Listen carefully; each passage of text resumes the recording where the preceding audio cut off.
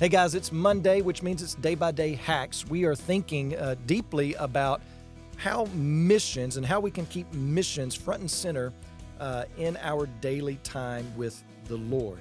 So, Dr. John David, this coming Sunday is the BMA's World Missions Giving Day, where BMA churches all over the nation are going to be giving and offering for the cause of world missions within the BMA. This has become known as the Jerry Kidd World Missions Day offering. Right. So who's Jerry Kidd? Great Tell us question. about Jerry Kidd. Absolutely. And we look at the history of BMA Global Missions, the names are unlimited. That's right. That we That's could right. honor. Yeah. Brother Jerry's very unique in that he served for many years in Bolivia as a missionary. Mm-hmm. And then he served as the international director. Then he served as the director of missionary care for over 50 years total. Yeah. Makes him really stand out. Right. So we do honor Brother Jerry, but and next week we'll talk about some other sources of how to stay in contact with BMA Global Missions and our website. But there is a story about Brother Jerry there. All right. We'll reference it next week in the podcast. But Brother Jerry was just a normal human being from Hope, Arkansas. Yeah. And he just grew up with parents who loved the Lord, loved God, loved God's mission. And Brother Jerry grew up in that environment. Obviously, when we say, who is Jerry Kidd and what does he represent, that other modern day Jerry Kidds that we will mention here in a minute, what's the common denominator? And obviously it is a personal relationship with God through Christ and embracing the mission of Christ in their lives. And then, hey, everything else goes behind and underneath that. It really does. Yeah. And that's Brother Jerry left everything, prepared himself, went to Bolivia. And, of course, back in the day, the stories are just incredible of, you can call it adventure. Some people wouldn't use that adjective. Right. Like the preparation process for missionaries back then is not as detailed as it is today. That's it was true. Basically a drop and see you later type of. It was the old parachute. Yeah, absolutely. Yeah, that's true. Brother Jerry did study aviation and some other things, so he had a little bit more advantage than some of the other missionaries in his era. Right. Yeah. I grew up with Brother Jerry in my church, and so he was just a constant source. It's how we stayed connected with missions and everything, and just seeing him and Miss Sue, an incredible support in his life and ministry. I'll just add to that. Of course, I had a biological father who passed, who was a pastor. He's my spiritual giant hero, still is.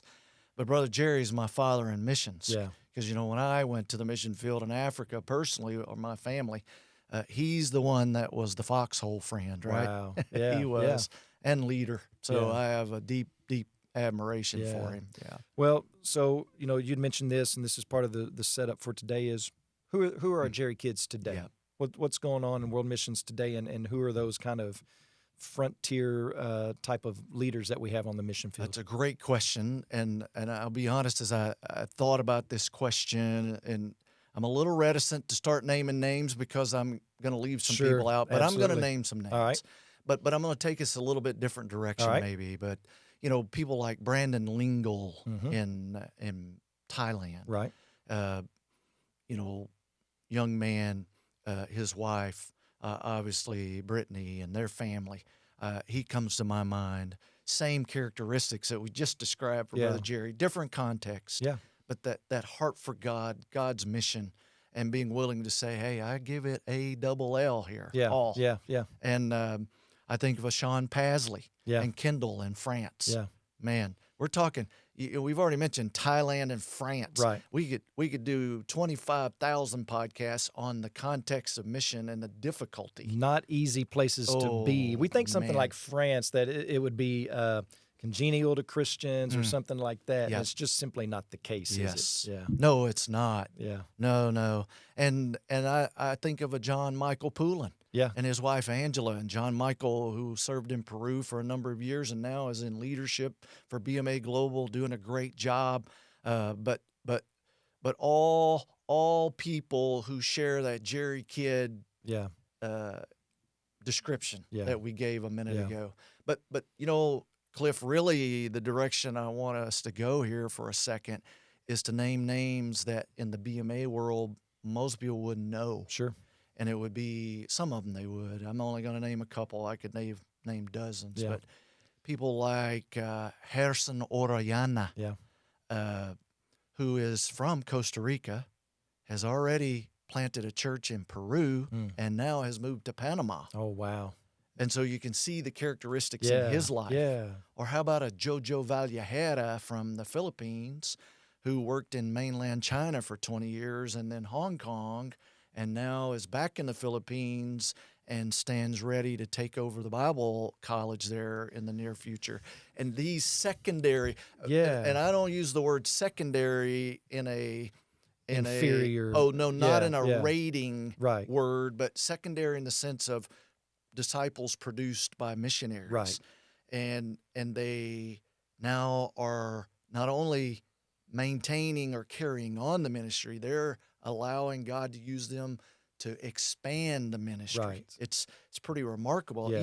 Even here in this building, BMA Global, we have men like Eliezer Semedo Yeah. and Luis Ortega Yeah. for Life Word and Elvis Garcia, Right. who are all all of those are products of BMA Global Ministry, Right. but yet they possess those Jerry Kidd traits. Right. That's our context here. That what is that missionary mindset Yeah. and Yeah. life, and so possessing amazing. that Jerry Kidd trait, we talked a little bit about just how difficult it was back in those days to be a missionary. The parachute, you just dropped in and then, Right. hey, take off, buddy. And I think one of the things that's amazing to me about these other brothers and their families from, like Yerson at Costa Rica going to these other countries, right. we tend to think, well, why shouldn't that be happening? And absolutely it should, but we oftentimes don't consider how difficult it is from a political standpoint, them getting out of a country to go to another country, and a lot of things that they are sacrificing that does carry the DNA of Jerry Kidd in getting the gospel out to those other countries. Yes. That's so That's remarkable. a great point, and one very personal. And you know him, Pastor Eldu from Cape Verde, where we had the honor to serve. I've said it hundreds of times. He was the first Cape Verdean that left our main ministry island where we were to go to the next island. And I mean this in all seriousness. For he and his wife, Celie, that was a bigger move than it was for Kim and me to go to Cape Verde. Yeah. I believe that. Yeah. They had never been off their island, much less live in another place. And yet, man, that step of faith, as we commonly call it, or however you want to describe it, just incredible. Yeah, and so the ripple effects is kind of what we're talking about here.